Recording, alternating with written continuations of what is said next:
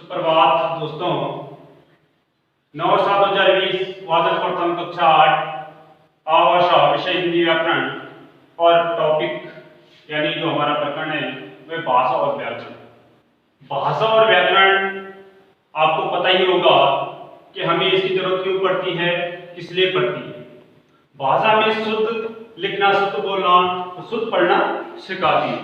इसके अंतर्गत व्याकरण का मैंने एक शब्द लिया है कि व्याकरण को हम कैसे परिभाषित कर सकते हैं, व्याकरण का अर्थ कैसे लगा सकते हैं।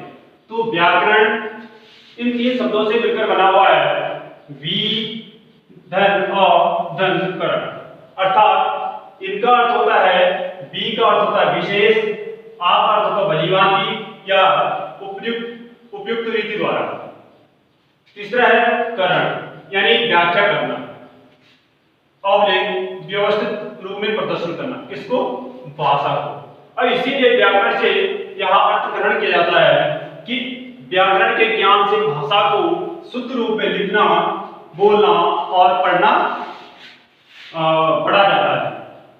ये हमारे पास प्रस्तावना के अंतर्गत व्याकरण का जो एक शब्द था उसको हमने परिभाषित और व्यवस्थित रूप से प्रदर्शन किया। अब हमारे पास व्याकरण के अंतर्गत भाषा के रूप में कि भाषा किसी भी भाषा के दो रूप होते हैं, नंबर 1 मौखिक और नंबर 2 लिखित। अब मौखिक और लिखित रूप को मौखिक किसे कहते हैं और लिखित किसे कहते हैं, अब हमें पहले इसके बारे में जानते हैं। मौखिक यानी मुख द्वारा कही गई बातों को ही मौखिक रूप दिया जाता है या कहा जाता है।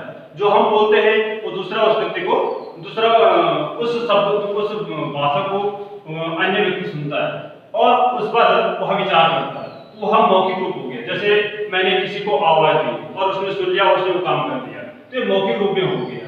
अब दूसरा रूप है लिखित रूप। लिखित यानी इसे लिखित रूप को हम स्थायी रूप भी कहते हैं, क्योंकि हमारे पास जो प्रमाणित रूप में हम अपने पास रखते हैं या हमारे पास प्रमाणित जो चीज रहती है वो लिखित रूप में ही रहती है, क्योंकि मौखिक रूप में हमने बोल दिया, दूसरे ने सुन लिया, लेकिन उसके बाद उसको कोई अता पता नहीं होता है।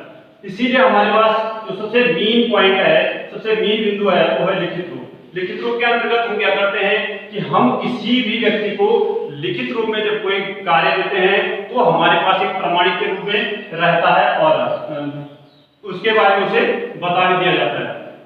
अब इसके अंतर्गत मौखिक रूप के अंतर्गत मौखिक भाषा को दो भागों में बांटा गया है। इसके अंतर्गत एक सांकेतिक भाषा है और एक वाचन भाषा है। और सांकेतिक भाषा जैसे आपने देखा होगा, सुना होगा कि जब सड़क पर चल रहा होता कोई व्यक्ति तो उस समय कोई गाड़ी आती है और उनके हॉर्न देती है, यानी संकेत करती है कि आप कहीं दाएं बाएं हो जाओ, और इसीलिए ऐसे सांकेतिक भाषा कहते हैं। जैसे मैंने संकेत के माध्यम से किसी को इशारा दिया या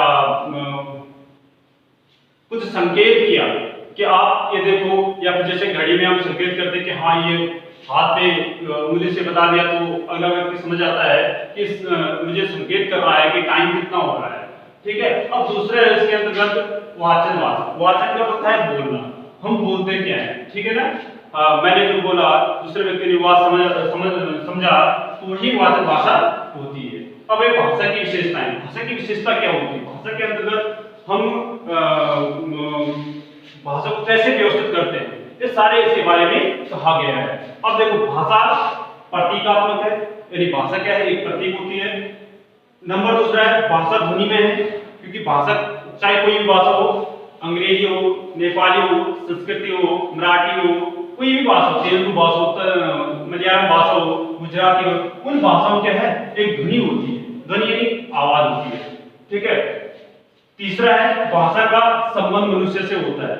जो भी भाषा हम बोलते हैं, चाहे हम इंग्लिश बोलते हैं, चाहे हम संस्कृत बोलते हैं, चाहे हिंदी बोलते हैं, चाहे अंग्रेजी बोलते हैं, चाहे संस्कृत बोलते हैं, कोई भी भाषा का प्रयोग हम करते हैं तो उसका संबंध क्या है, किसी प्राणी, यानी प्राणी भी कौन होना चाहिए, मनुष्य। प्राणी के अंतर्गत क्या है, जीव जंतु भी आते हैं, लेकिन इसके अंतर्गत मनुष्य ही आता है, क्योंकि मनुष्य का संबंध भाषा, क्योंकि वो प्रत्येक भाषाओं का अनुकरण करता है, उससे सीखता है।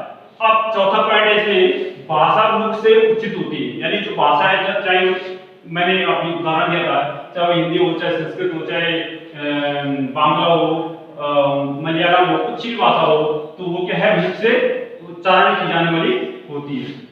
नंबर 5 है भाषा एक व्यवस्थित है जो अनुकरण से आती है। भाषा क्या है, व्यवस्थित है। हम किसी चीज को क्रमबद्ध लगाते हैं या हम अपने पाठ्यक्रम में एक व्यवस्थित रूप करते हैं कि पहला, दूसरा, तीसरा, चौथा, पांचवा क्रम इस प्रकार व्यवस्थित करते हैं। ये किससे व्यवस्थित होती है? ये व्याकरण का नियम है।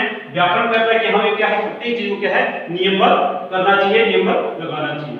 चौथा है, छठा है इसमें, भाषा परिवर्तनशील है। भाषा क्या है, प्रत्येक जगह परिवर्तन होती रहती है और उसमें क्या है, कुछ ना कुछ हमें कुछ ना कुछ बदलाव मिलता है।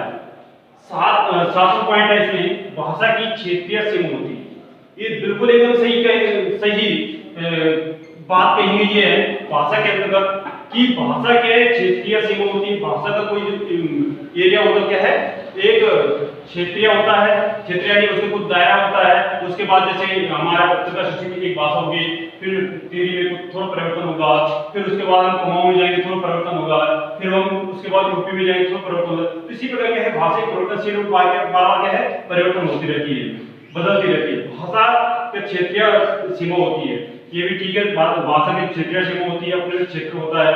उसके बाद 8वां पॉइंट इसमें, समाज के सांस्कृतिक विकास एवं पतन के साथ भाषा के विकास एवं पतन भी सीधे जुड़े होते हैं। भाषा जो भाषा में क्या है, समाज के जो भी रीति रिवाज होते हैं उसका पतन के साथ साथ भाषा का विकास और पतन भी एकदम उसके से क्या है, संबंधित होते हैं, जुड़े हुए होते हैं।